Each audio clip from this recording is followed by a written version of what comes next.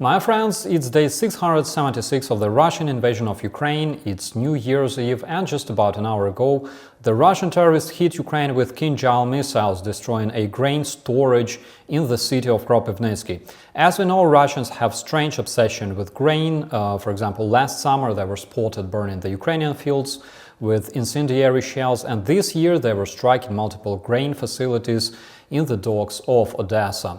Apparently, there was a reason Russia was recognized as a terrorist regime in 2022 by the European countries. Just a while ago, the Russian terrorists launched several groups of the Iranian kamikaze drones towards the cities of Dnipro, Kryvyi Rih, Poltava and Pavlograd.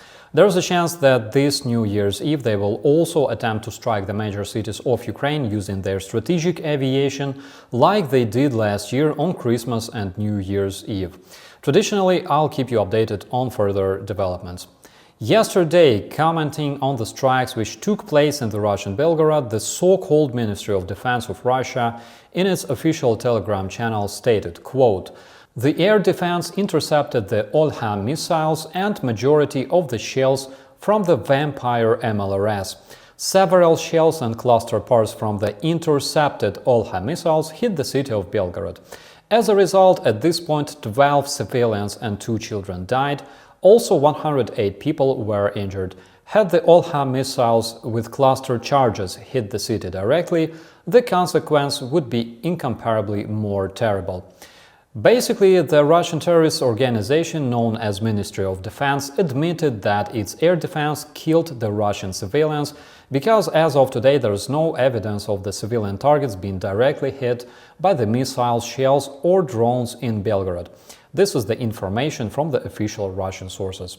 At the same time, the Russians claim to have shot down about 30 drones out of 70, which means the rest of them reached the military targets in Belgorod, such as areas of concentration of the Russian military personnel, long-range missile systems and ammo storages. Also, the governor of the Russian Belgorod, terrorist Gladkov, in his Telegram channel wrote that the Russian troops were shelling Ukraine from the territory of Belgorod, meaning that the Russian terrorists traditionally used civilians as a live shield.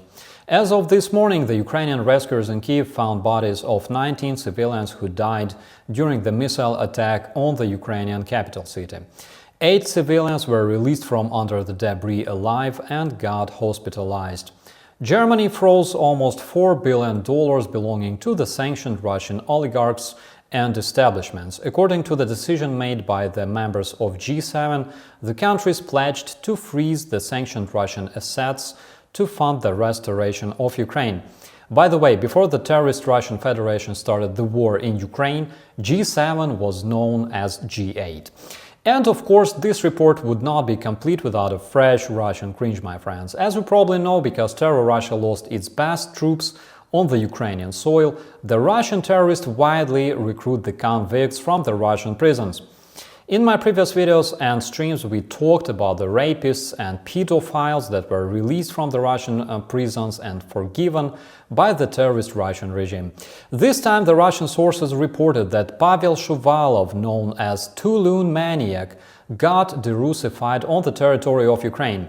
In 2021, the Russian criminal was arrested for raping 27 Russian women and strangling 2 of his victims to death.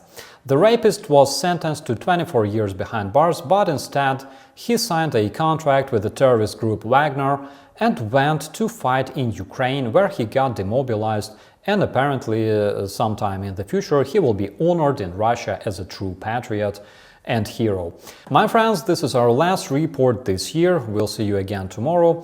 I'd like to wish you and your families Happy New Year and victory to all of us. I'm operator Starsky. As always, be safe.